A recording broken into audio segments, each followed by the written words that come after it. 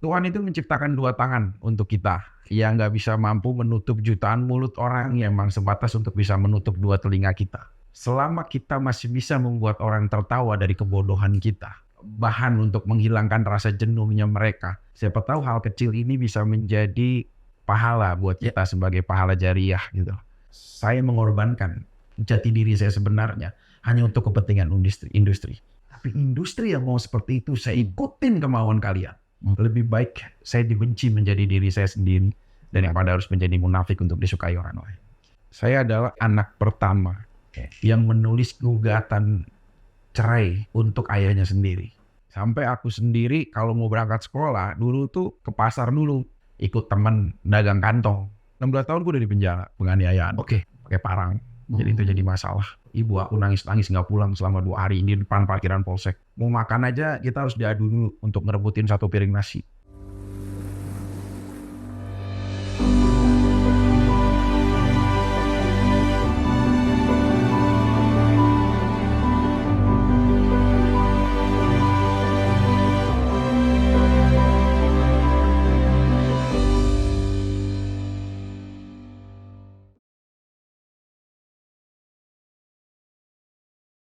Assalamualaikum warahmatullahi wabarakatuh. Salam sejahtera untuk manusia-manusia di luar sana.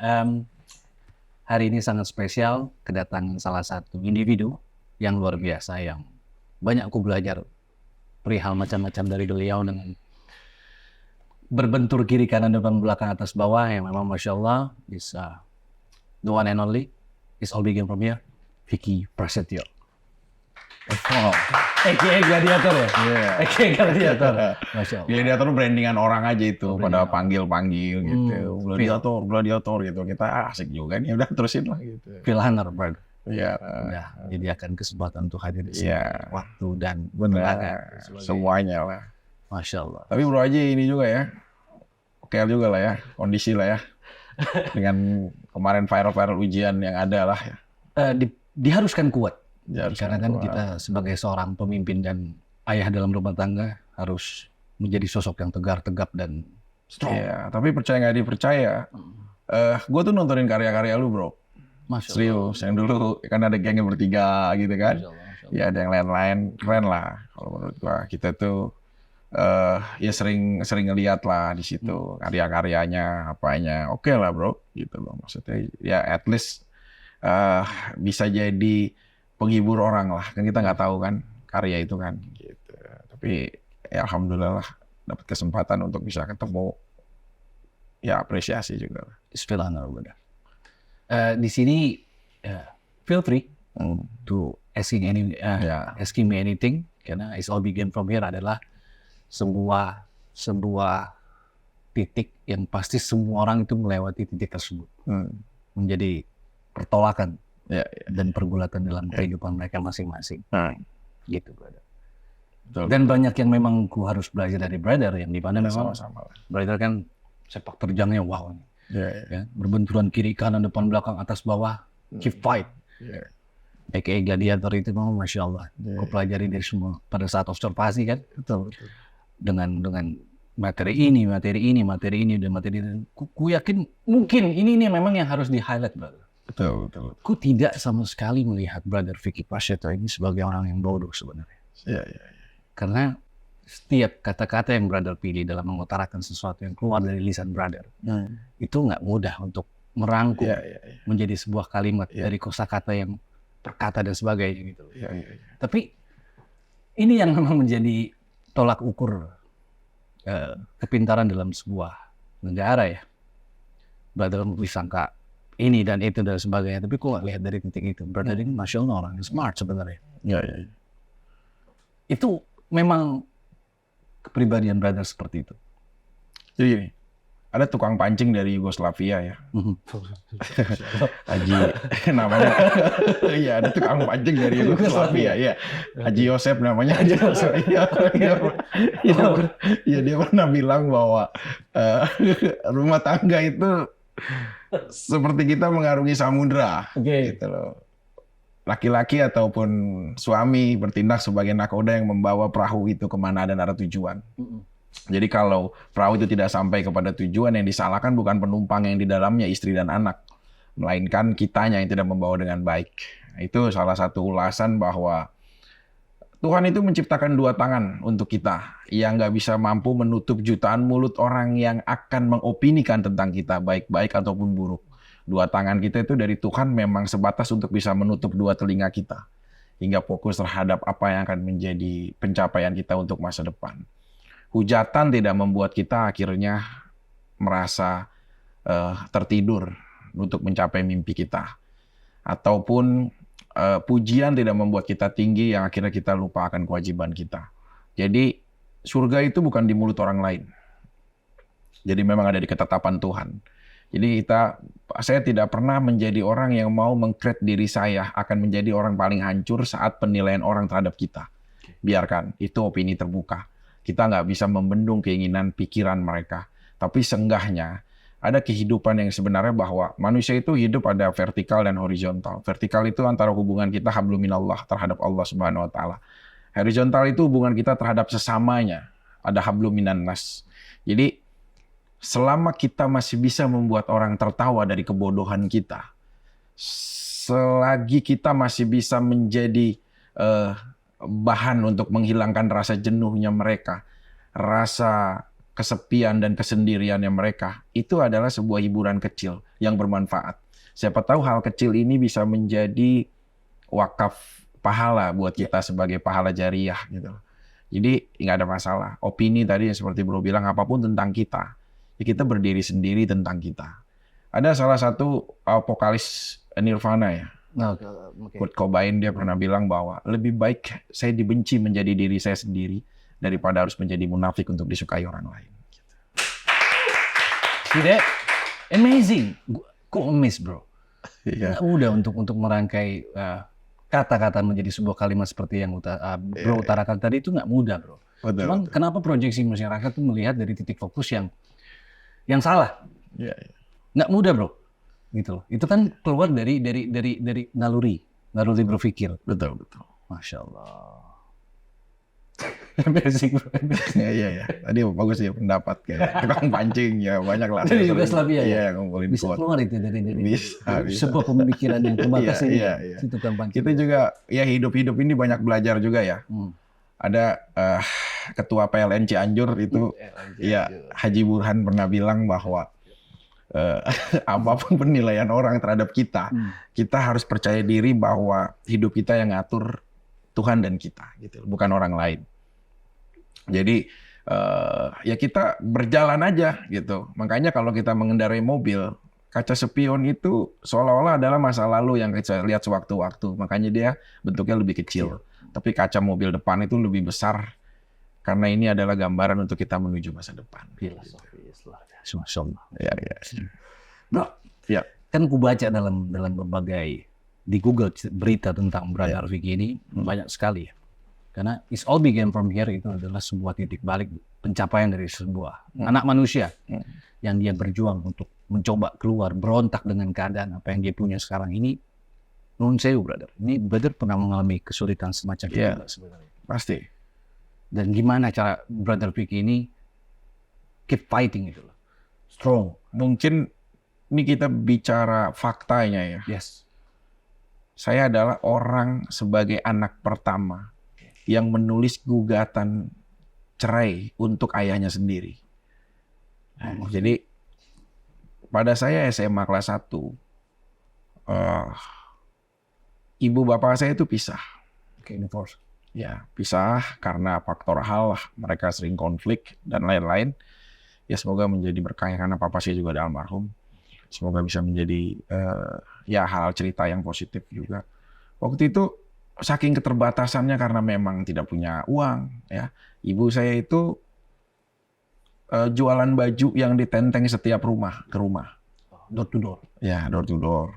Gitu. Kayak misalkan dia beli baju 100.000, tapi dia bisa jual dulu 30.000, mungkin jualnya bisa 60.000, jualnya 50.000, tapi dicicil seminggu gitu.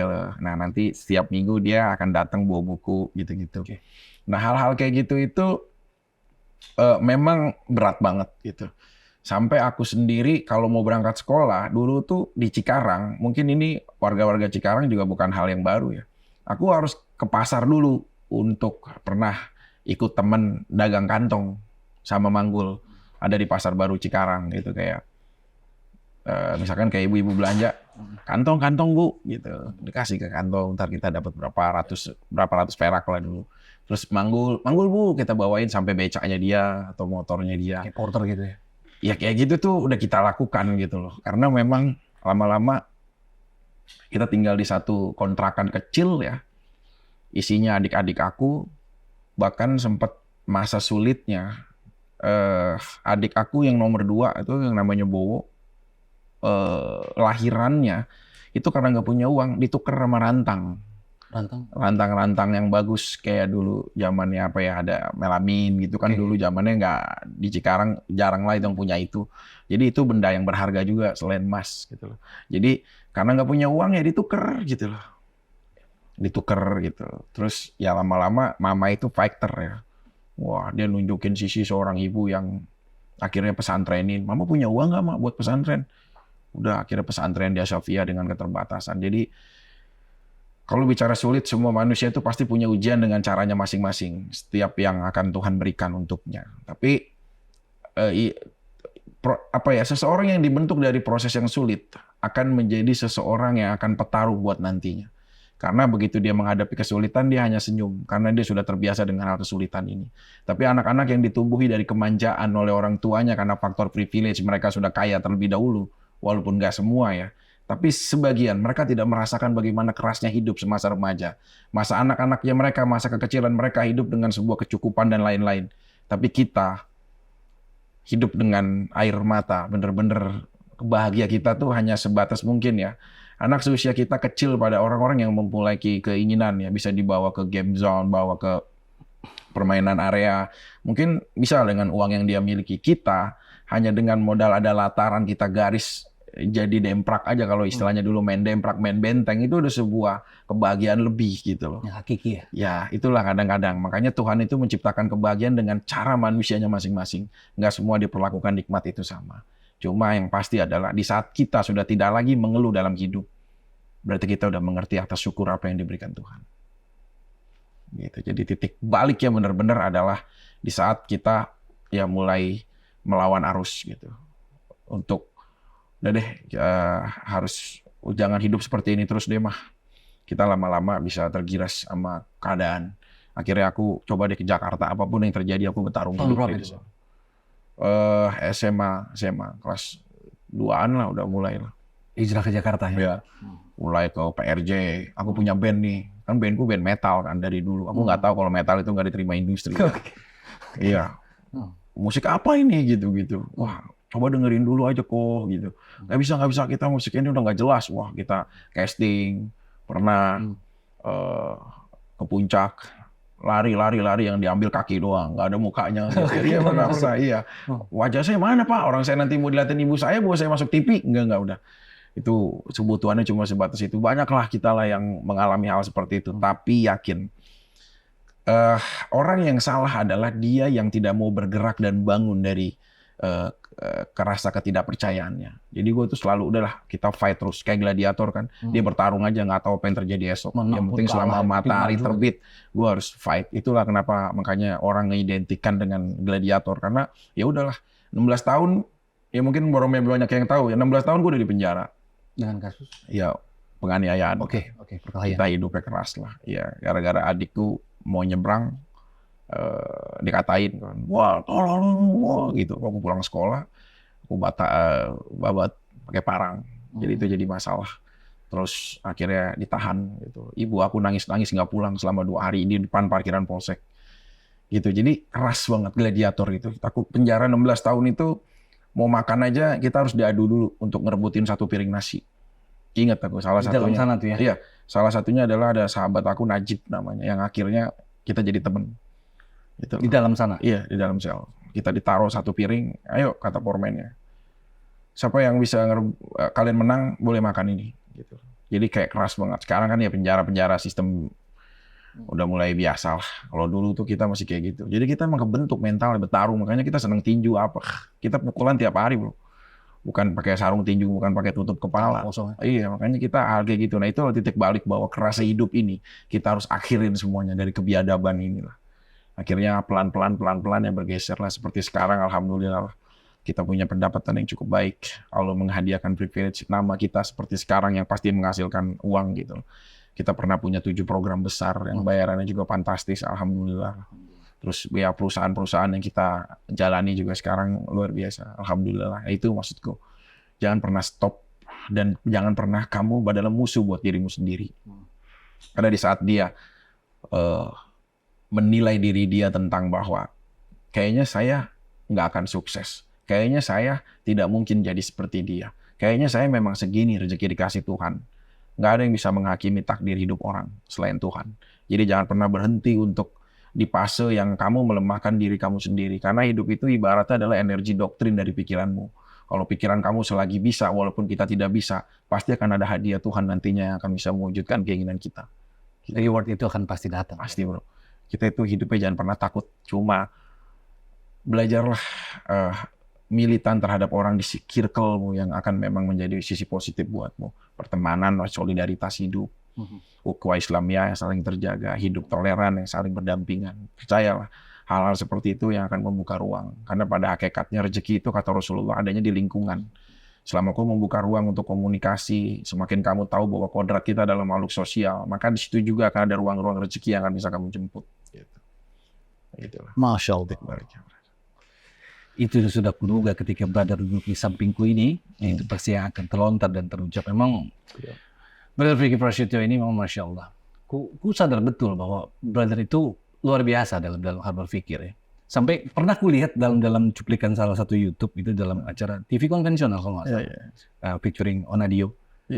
Brother nge-rap kan di situ. Itu nggak mudah bro. Maksudnya untuk membawa crowd itu. Wallahi bro. Ku sampai nge-rewind itu lebih dari 4 kali. Masa iya bisa nge-rap nih? Ulang. Ku dengarkan lagi baik-baik. Ku ulang lagi, ku dengarkan lebih baik-baik. Bukan orang biasa ini. Bukan orang biasa. Kalau misalkan dengan sengaja, accidentally berbuat seperti itu, mungkin ketemu frekuensi momentumnya ya. Tapi kalau memang mempunyai eligibilitas lebih dalam hal semisal bertutur kata, merespon dan sebagainya, dengan mencari momentum kayak pemain bola, Filippo Inzaghi. Berarti tahu. Inzaghi kan nggak jago bro. King of offside. Yes. Tapi dia selalu berada dalam posisi momentum yang benar. Sampai Oliver Kahn aja takut. Iya betul. Siapa pemain yang paling kau takuti? Oliver Kahn menjawab suggest Filippo Inzaghi. Sebenarnya kalau dibanding di-compare dengan Owen, dengan semacam mereka David Beckham, Solskjaer, Scholes, jauh kan bro? Ya kualitas. Brother itu salah satu manusia yang Allah titipkan, diberikan kelebihan, selalu berada dalam momentum yang tepat. Sebenarnya gini sih. Ada 2 hal buat orang sukses di industri kita ya, entertain itu adalah 1, hadiah dari Tuhan. Orang yang diem tiba-tiba misalkan, tukang bakso mirip Raffi viral, tukang ini viral, ini viral. Nah viral yang dengan sendirinya itu, yang tanpa dia sengaja dan tahu akhirnya jadi viral. Kalau kita lihat ada rumah indah milik Bapak siapa tuh di daerah Bogor kalau nggak salah, yang belakangnya daerah terjun, tiba-tiba viral dengan sendirinya. Itu viral karena hadiah Tuhan. Ada juga yang memang viral karena kita set up ya, dengan kemampuan kita sengaja untuk berjuang. Ya kita dibilang tadi, kita casting sana sini dulunya ini atau apa. Tapi industri kita itu peradabannya udah beda. Sekarang itu di mana apapun yang menurut mereka jadi perhatian publik itu yang akan dipilih. Ya, jadi kadang-kadang talenta kita sembunyikan dulu untuk bisa mencuri hati dan waktunya mereka. Oke? Iya, makanya begitu awalnya masuk, saya tidak pernah mau di dunia entertain ini. Tapi saat perkara aku dulu sama Saskia, sengaja tuh aku bikin 29 My Age. Karena aku tahu ini akan menjadi bom ledakan. Media yang akan membesarkan itu. Nggak apa-apa, karena aku udah bilang, nggak apa-apa. Saya tidak mau ada di area ini. Kalian yang memaksa saya mendorong masuk ke sini. Nah, di saat kalian sudah membesarkan saya dengan permainan kalian, saya akan ngajarin kalian cara mainnya. Malah sebaliknya nih. Sekarang. Ya kan? Makanya di saat Dia brother bilang, framing orang-orang. Dalam karir aku sekarang 11 tahun, dari dihujat, pelan-pelan kita berangkat. Itu hal yang nggak mudah, sampai kita bisa bertahan. Seperti sekarang. Kita pernah, satu hari itu punya 7 program.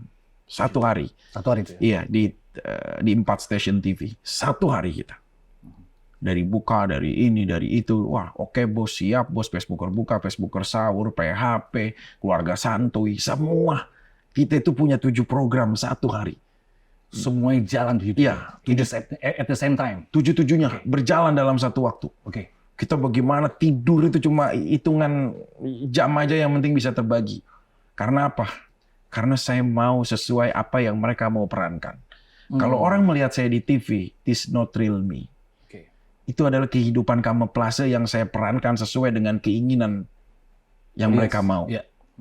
Mereka kan punya programming, mereka punya data. Vicky bikinin dulu Salep Santri, aku Luna Maya, Ayu, almarhumah Julia Perez. Tapi tidak menjadi rating yang begitu baik. Dikarenakan? Penontonnya tidak memaksimal. Antv dulu bikinin ini, di mana aku nyapu, begitu kena baca hadis, orang beradab dan beretika. Tapi di industri ya, di saat kita, pacaran sama ini, ngerayu cewek ini, datang lagi ngelabrak cewek ini, ketahuan ini, ketahuan itu, share-nya tinggi, ratingnya tinggi. Malah tinggi itu ya? Berarti cuma tinggal dibalik. Kalau kau ingin bertahan, kau mau jadi diri kamu atau menjadi apa kata penonton? Saya pilih. Saya mengorbankan jati diri saya sebenarnya hanya untuk kepentingan industri. Nggak apa-apa. Ayo, saya mau jadi badut. Saya mau dicoret-coret jadi apa? Ayo, saya mau jadi orang yang paling playboy sedunia sekalipun. Bahkan saya harus mengakui puluhan pernikahan. Padahal wallahi, demi Allah, tallahi, billahi, sumpah atas nama Muslim, saya tidak pernah nikah sebanyak itu. Tapi industri yang mau seperti itu, saya ikutin kemauan kalian.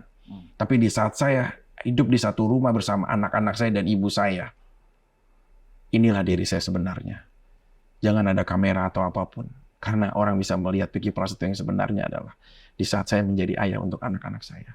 Mungkin saya tidak bisa menjadi suami yang baik, tapi saya tidak akan melupakan untuk tidak bisa menjadi ayah yang baik, ayah yang tidak baik terhadap anak-anak saya.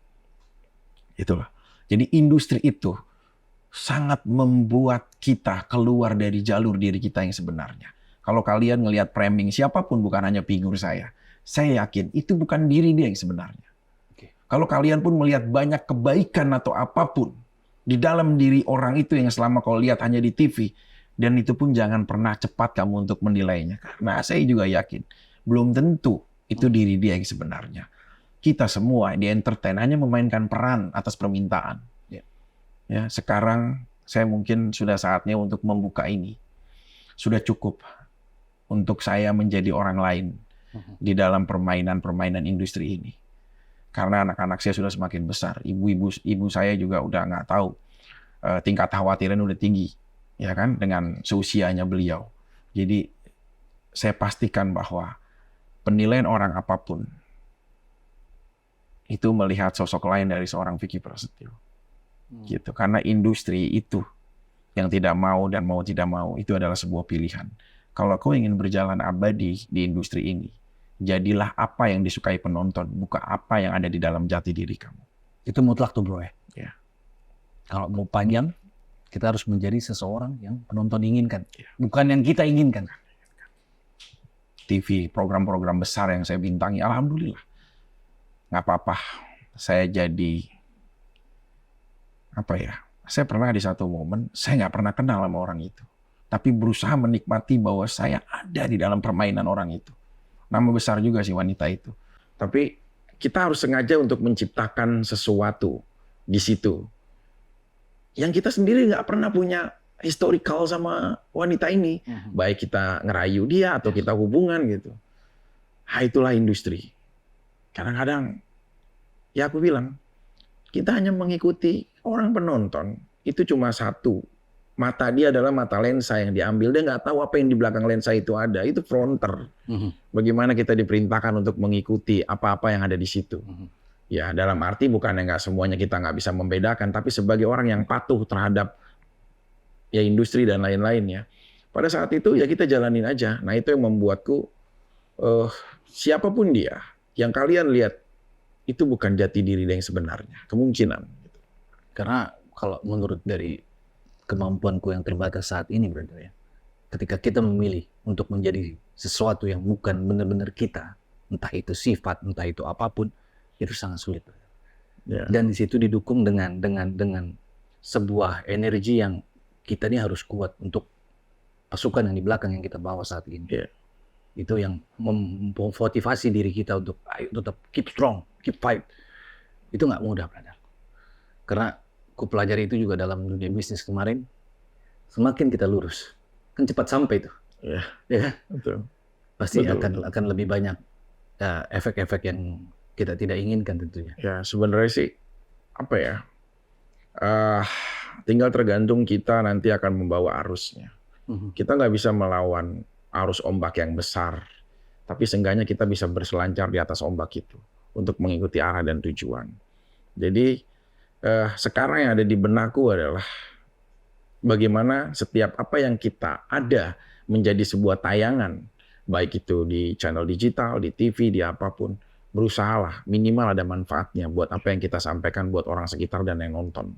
Gitu loh. Sekarang kita gampang banget ya, mudah gitu loh untuk menggampangkan segala sesuatu apapun, tapi percayalah itu akan mengikuti seperti bayangan yang sejengkal pun tidak akan mau meninggalkan kita. Itu akan jadi rasa hantu yang terbesar yang terus mengikuti kita di saat kita nanti akan menjelang ajal kematian. Pasti itu harga nyata. Kita nggak pernah tahu ya. Sekarang kayak aku tuh nggak pernah memframing orang itu dari apa yang dia miliki. Karena apapun yang dia miliki saat dia kembali sama Tuhan, kita udah tahu semuanya. Tidak akan ada yang bisa dibawa, kecuali diri dia dan amal dia. Nah sekarang tuh udah mulai bergeser pikiranku gitu loh, bahwa apa yang aku lakukan minimal ada pemanfaatan. Tidak baik terlalu berlebih mungkin untuk kita bilang bahwa, makanya kedepannya adalah kita pengen bikin sesuatu hal yang mensyiarkan sebuah kebaikan atau apapun lah itu. Gitu, kayak program-program sekarang ya Bro Aji bikin, kalau menurutku ya berjuang pasti. Itu alasan aku mau sampai dan duduk di kursi ini adalah siapa tahu ini akan menjadi etalase manfaat buat orang yang nonton. Gitu, bukan hanya dari sisi dunia kita melihat as a business ya, tapi dari sisi pemanfaatan. Karena begitu rangkaian kata dari menit pertama sampai akhir nanti, dan orang mendapatkan sesuatu hal positif, bisa pengajaran hidup, bisa motivasi, bisa akhirnya jadi tergerak dari rasa keterpurukan dia. Berapapun yang nonton, 10.000, 100.000, 1 juta, atau berapapun itu akan menjadi pahala jariah yang akan terus mengikuti. Insyaallah. Itu yang jangan kita harus melihat satu framing bahwa dunia as a business aja. Tapi juga ada faktor-faktor lain yang menjadi investasi yang paling kekal adalah amal kebaikan kalian saat menjadi jariah yang baik buat orang lain. Masya Allah. Brother Vicky, aku sempat melihat satu cuplikan antara hubungan spesial antara brother dengan ibu dalam sebuah digital kuliah. Itu spesial sekali. Karena beruntungnya Masya Allah, brother masih mempunyai ibu yang sehat saat ini. Alhamdulillah. Aku sudah berpulang ibu. Kalau ibu udah nggak ada ya? Sudah berpulang 2010. Terlihat sekali perjuangan yang dinamakan seorang ibu dalam membela apapun itu untuk anaknya. Semisal ibu melihat tayangan ini, brother. Apa yang ingin brother sampaikan sama ibu? Yang pasti kita pernah jadi orang yang berdua meratapi perihnya kehidupan. Di suasana hujan kita jalan sambil bawa tenteng baju. Tiba-tiba disiram dengan mobil dan semua dagangannya akhirnya basah semua.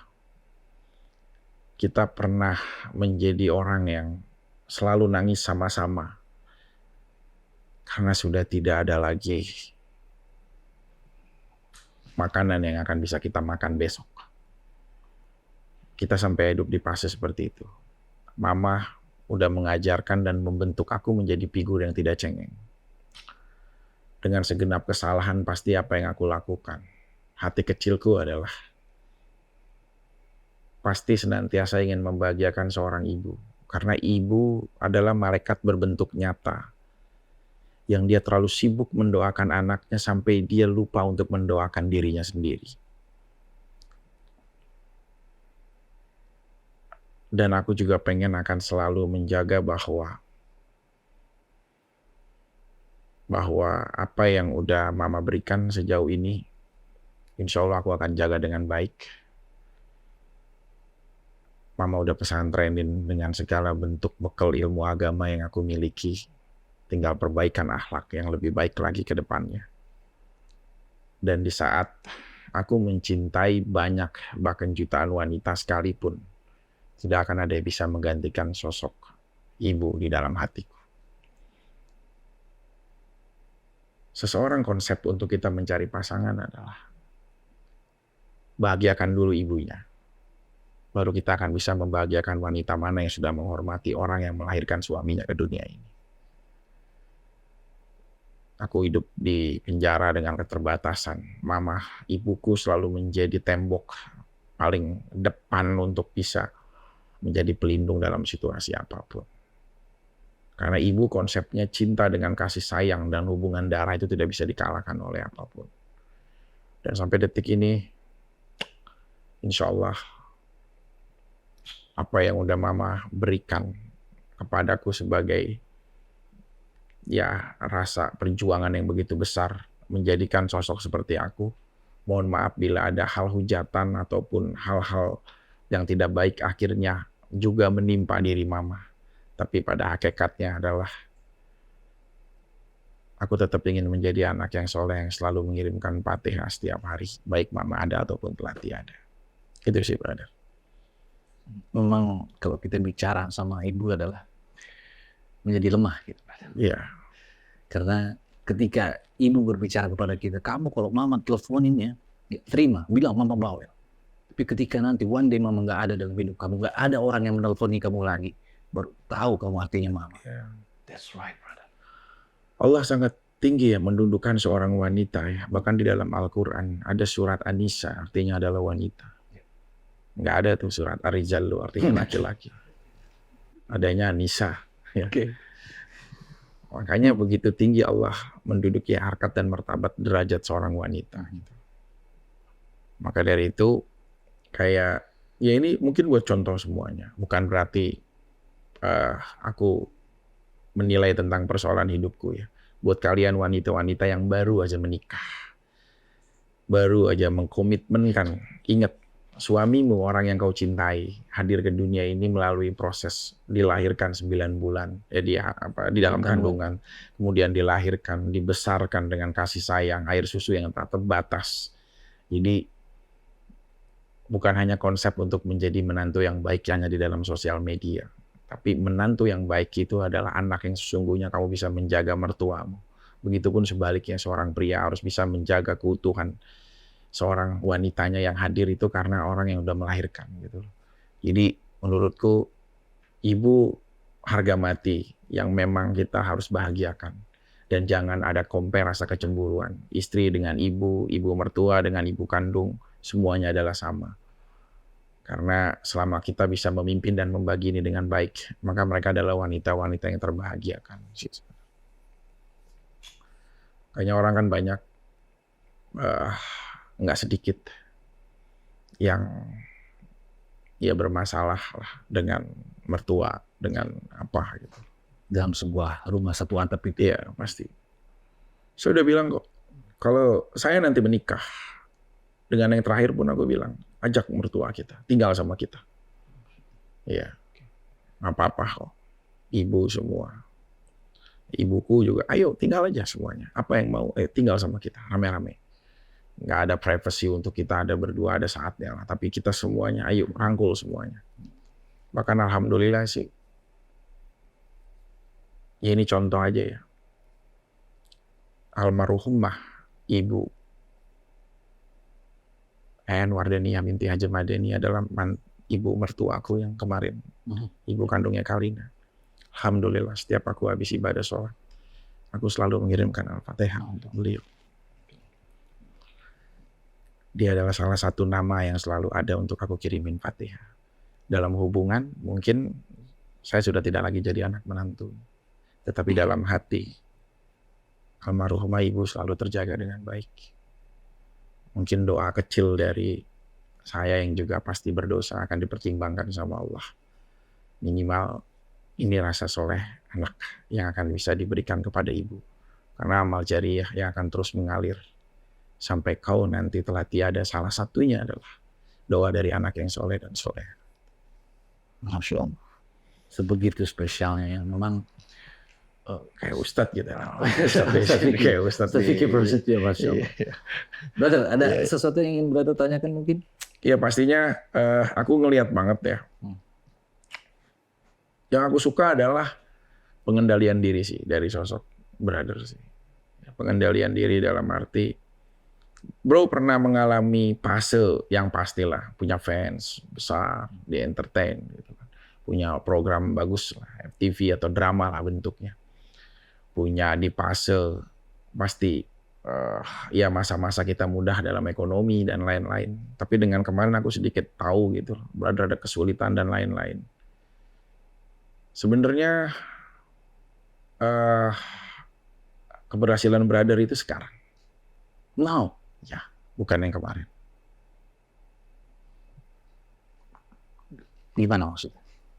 Keberhasilan tuh bukan tentang apa yang kita lihat dan bisa nilai dari orang lingkungan ataupun sekitarnya. Tapi keberhasilan yang paling hakiki adalah di saat kita bisa keluar dari ujian Tuhan dan kita bisa istiqomah, tetap menjaga ketakwaan dan keimanan itu. Jadi kalau menurutku, orang-orang yang saat ini diberikan sebuah keenakan, kemewahan hidup, sebenarnya di dalam fase tidak dalam kesuksesan. Karena Allah menguji besar. 1.000 pun, 10.000 pun, 1 juta pun, 100 juta pun, 1 miliar pun. Kebahagiaan apapun yang Tuhan telah berikan kepada dia itu akan jadi pertanggungjawaban.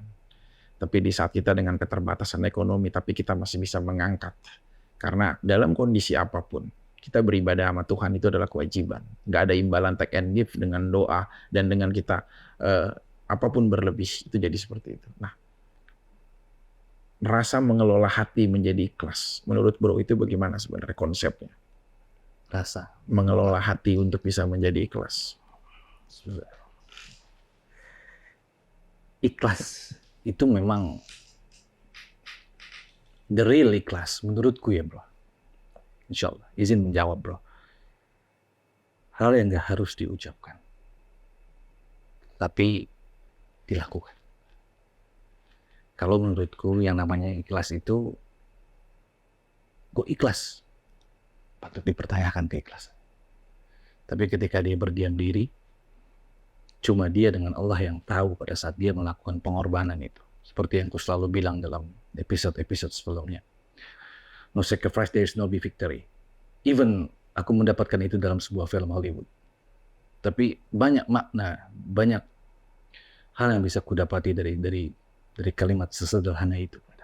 Dan dimana apalagi relate dengan statement brother yang tadi, nggak apa-apa aku menjadi seseorang di luar sana demi bisa membawa pasukanku yang di belakang menuju ke jalan yang lebih baik, dan juga sambil menyatukan ritme dengan yang audiens mau, even kita nggak mau untuk menjadi seperti itu menurutku sangat luar biasa, brother. Mungkin brother tadi juga nggak ngomong, nggak mention, nggak meng-highlight, nggak nge-bold permasalahan. Gue ikhlas kok, gue melakukan sesuatu hal yang menurut itu bukan gue sebenarnya, tapi gue lakukan itu untuk agar mencapai sampai ke titik itu, no matter what.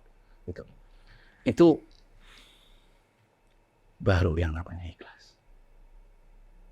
Jujur itu yang nggak diungkapkan. Yes. Dan kita siap mati untuk sesuatu hal di luar sana. Itu menurutku ikhlas. Karena kameramenku, Brother Gilang, yang mereferensi, Cik, kayaknya lu bisa undang Vicky Prasetyo kalau misalkan beliau bersedia untuk hadir. Yang ada dalam benak pemikiranku, brother, bismillah. Karena memang sebelum kejadian ini, pada saat ku lihat brother yang seperti ku bilang tadi, ini luar biasa manusia ini. Cuma hanya saja titik fokus masyarakat yang di luar sana berada di dalam titik yang salah. dalam menilai, dalam menafsirkan. Karena nggak mudah, brother, untuk menjadi seperti itu. Nah, semua observasi dalam waktu yang singkat, alhamdulillah diberikan penalaran yang cepat sama Allah. Sampai setiap podcast kemanapun, termasuk saat ini, brother. Sebelum aku izin sama Maha Pencipta, Maha yang mempunyai segala yakuni bal qulub. Ya Allah, tuntunlah akal ini dalam berpikir. Tuntunlah lisan ini dalam bertutur kata. Karena sesungguhnya, aku baru sadar dengan kejadian kemarin, sepintar, semampu, sehebat apapun kita, mana yang kau Tuhankan selain aku? Setuju. Aku yang akan menolongmu karena aku Tuhanmu. Dan juga dari perjalanan berada bertutur kata. Berawal dari duduk di kursi sebelahku ini, sampai ke menit sekian. Masya Allah. Walaupun ada sedikit, ada kata-kata yang dimana tukang pancing dari Yugoslavia itu cukup mengganggu. Tapi itu oke banget. Itu cukup menghibur. Satu-satu ada keris sesuatu. Brother ini kan memang perjalanan hidupnya nggak mudah ya. Seperti yang brother ceritakan tadi, seperti apa yang ku dapat dari media sosial, itu nggak mudah. Gimana caranya? Sisi humor itu masih tetap hidup di dalam sanubari hati brother. Apabila kau dinilai tidak baik terhadap orang lain, maka balaslah dengan cara membuat dia bisa tersenyum. Karena tertawa itu adalah obat memaafkan yang paling terbaik di dunia ini. Banyak orang-orang yang dulunya menghujat, akhirnya menjadi fans militan. Kalau kita pada saat itu terlalu cepat untuk menghakimi mereka adalah musuh kita, kita tidak akan punya banyak jutaan pasukan yang ada di belakang kita. Saat ini. Kadang-kadang orang yang membicarakan buruk tentang kita, kita harus berpikir tenang bahwa dia adalah pengagum kita yang tertunda. Karena sudah terbukti, dia sudah membuang waktunya hanya untuk memikirkan tentang kita. Dan di saat kita sukses nanti, kita akan tetap butuh penonton untuk menonton sukses kita. Jadi jangan pernah mudah untuk menghakimi seseorang itu menjadi musuh. Jadi kita harus punya, pernah waktu itu ibu saya nanya di dalam kesendirian, aku nggak tega kalau ngelihat orang sampai menghujat kamu sedemikian rupa. Tapi yakinlah, aku pernah ngaji di salah satu Imam Ghazali pernah bilang bahwa di saat orang menilai, membicarakan, menghukummu dengan suatu hal yang negatif, dan itu belum tentu benar apa yang kamu lakukan, percayalah, maka dosa-dosamu akan terambil oleh mereka yang membicarakan dan menilai terlalu cepat untukmu itu. Kalau kita udah dibenci orang, kita ngapain untuk membenci balik? Kita aja udah dirugikan dengan kita dibenci olehnya. Terus kita harus mengelola hati kita untuk membalik membenci dia. Rahmat Tuhan mana? Melihat kesabaran Tuhan dari sisi mana yang kamu bisa keluar dari situasi itu. Makanya aku selalu tidak pernah menghadapi segala sesuatu dengan keras-kerasan. Yang menghujat aku, siapapun semuanya, boleh. Silakan. Yang berbicara buruk tentang aku, silakan. Kayak kita ada cerita bahwa dulu ya, ada dua pemuda melewati sebuah perjalanan kebun. Ada satu ekor ular yang akhirnya dilingkari oleh api. Si teman A bilang, kamu jangan menolong ular itu, karena di saat kau menolong, maka kau akan terpatuk tangannya oleh ular itu. Lalu si B tetap aja menolong. Akhirnya dari kayu yang dia kasih, benar, tidak terpatuk tangannya tapi terpatuk kayunya. Dia bilang, kan saya udah bilang, jangan menolong ular itu. Akhirnya kau jadi terpatuk seperti itu. Kodratnya ular memang sudah menggigit apa yang udah Tuhan berikan terhadap ular itu. Kita nggak harus bisa menjadi buruk untuk bisa menjadi buruk melawan orang lain. Tapi kita bisa melihat sebuah keburukan itu bisa menjadi kebaikan di saat kita sudah mengalahkan ego kita untuk orang lain. Jadi janganlah mengelola hatimu untuk satu hal yang lebih buruk terhadap orang yang sudah membencimu. Kita akan rugi dua kali. Rugi di mata manusia dan rugi di mata Tuhan. Berat pasti. Tapi kamu akan mengalami fase yang dimana kamu akan ikhlas dan tertawa di saat orang sudah mulai membicarakan kamu. Saya pernah di roasting gila-gilaan sama beberapa adik-adik komika. Saya biarin. Terus setelah selesai, saking gak enaknya, ibu saya nangis. Di Metro TV itu kejadian, nangis. Terus aku bilang, kamu gak dendam udah dibicarakan sedemikian? Enggak, mah. Biar itu jadi doa, jadi batu lompatan buat karir mereka jadi lebih baik karena merosting kita. Kita lilin yang membakar diri kita untuk menerangi sekitar. Biarlah, mah. Gak apa-apa. Nah, akhirnya, alhamdulillah dari awal karir seperti itu, ya kita bisa ngebeliin orang tua rumah yang bagus. Kita bisa kasih kehidupan yang layak. Kalau kita kelola pada saat itu dengan balasan dendam, mungkin Tuhan tidak akan mengalirkan sebuah jalan yang baik. Kita ini peran hidup. Tergantung manusia itu membentuk kita seperti apa. Jadi Batman, jadi Joker, jadi apa. Itu terserah mereka yang punya cerita. Tapi jangan pernah ngebentuk akidah kita. Karena Islam kita tidak bisa dibeli oleh apapun. Jangan pernah kau merubah untuk syariat kita. Karena sangat begitu mulia ketakwaan dan keimanan kita untuk tidak bisa dibeli oleh apapun. Tapi kehidupanku yang lain, silakan. Kamu boleh melakukan itu, tapi jangan pernah masuk ke dalam syariatku. Karena Islamku terlalu mahal untuk dibuat hanya sebagai lelucon tampilan atau apapun. Ya sama lah seperti aku lihat bro. Aku berharap ya komunikasi ini akan terus terjalin. Apa yang bisa, ayo kita support. Sering kok ada beberapa teman yang fight untuk dalam situasi yang sulit. Akhirnya bisa berhasil. Hidup itu bukan tentang apa yang kita capai. Sebenarnya hanya transit. Pada hakikatnya kita itu adalah menunggu antrian kematian. Kita nggak pernah tahu Allah kapan akan mencabut nyawa kita. Di mana Allah akan mencabut nyawa kita. Dan dalam kondisi apa Allah akan memulangkan kita. Tidak pernah tahu. Karena hakikatnya manusia hanya menunggu antrian dalam kematian. Selama sebelum menemukan hakikat bahwa manusia itu akan menuju kematian. Ada beberapa hal yang tidak hanya ukuran dunia kita bisa melakukan pekerjaan. Tapi yakinlah doa-doa kecil dari orang-orang yang sudah kau tabur sebuah kebaikan. Ini akan selalu mengantarkan kamu hal yang positif. Mungkin saat nanti kita nggak tahu yaumul hisab, Allah akan menghisab pahala ibadah kita dengan pahala hubungan kita sesama manusia. Siapa tahu di saat dia punya ibadah yang sangat baik, sholat yang terjaga, puasa yang tidak pernah tinggal, zakat, haji, dan lain-lain. Tapi di saat dia memiliki sakit hati terhadap sesama manusia, mungkin hal kecil ini yang bisa menghalangi buat ke surga nanti. Itu pun sebaliknya, di saat dia mungkin tidak beribadah yang masih kurang baik, tapi hubungan manusianya baik, banyak hal-hal doa yang dia lakukan kepada dirinya. Mungkin hal kecil di yaumul hisab ini akan menolongkan dan meloloskan dia dari kesalahan. Allah maha segalanya untuk mempertimbangkan keputusan ketetapannya. Tapi minimal, yakinlah, nggak semua apa yang kita lakukan dan kerjakan, take and give-nya, itu bisa kita rasakan dan bisa dihitung dalam bentuk nilai uang. Investasi yang sebenarnya adalah di saat kita menabur kebaikan tanpa ada maksud dan tujuan, di situ Allah akan memberikan tabungan investasi yang luar biasa di akhirat nanti. Masya Allah. Alhamdulillah. Alhamdulillah. Wa syukurillah. Bagus nih kalau buat acara mau subuh ya. Berdua ini ya. Ya 30 menit ya. Masya Allah. Kita kan jarang ya seperti ini ya gitu. Makanya memang sebelum Brother Vicky datang, izin Brother sebentar lagi kita santai. Aku coba nge-framing diriku sebentar, mensatukan frekuensi di mana aku bisa ketemu dengan frekuensinya Brother. Ku izin sama Allah, alhamdulillah. Yang ku ingin itu dah menjadi kejadian saat ini Brother. Memang proyeksiku pada saat sebelum memulai episode Brother hari ini, ku ingin menjadi seperti ini. Alhamdulillah wa syukurillah aku mendapatkan apa yang ku inginkan dengan izin Brother. Pelajaran-pelajaran yang sangat berharga, yang nggak mudah, yang mungkin di luar sana orang nggak pernah berpikir, nggak pernah tahu dan nggak pernah mengira.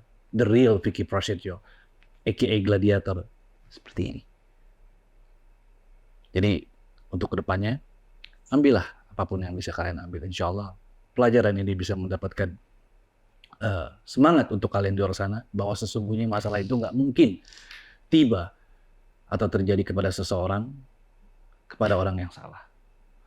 Maut, rezeki, jodoh, itu pasti on time. Dan nggak pernah salah pintu untuk memasuki. Intinya, ambil yang kalian bisa ambil, buang kalian yang bisa buang. Insya Allah ada pembelajaran, ada ibroh di hal ini yang bisa kalian ambil. Brother Vicky, thank you so much buat kehadiran. Sama-sama, bro. Barakallahu fikum. Sehat semuanya. Allah mudahkan semua. Amin. Sehat terus, bro. Bikin konten terbaik ini eksistensinya harus ada. Semoga yang pada nonton juga bisa menjadi hal positif ya buat tayangan ini. Karena nanti aku pun semua aset sosial media aku mau kita promoin tayangan bro inilah. Semoga bisa menjadi sekali lagi siar yang baik buat semuanya. Ya dan teman-teman public figure, tokoh, ataupun semua pekerja seni yang lainnya juga bisa duduk di sini dengan hati. Jangan lihat ekonomi. Wah, Masya Allah.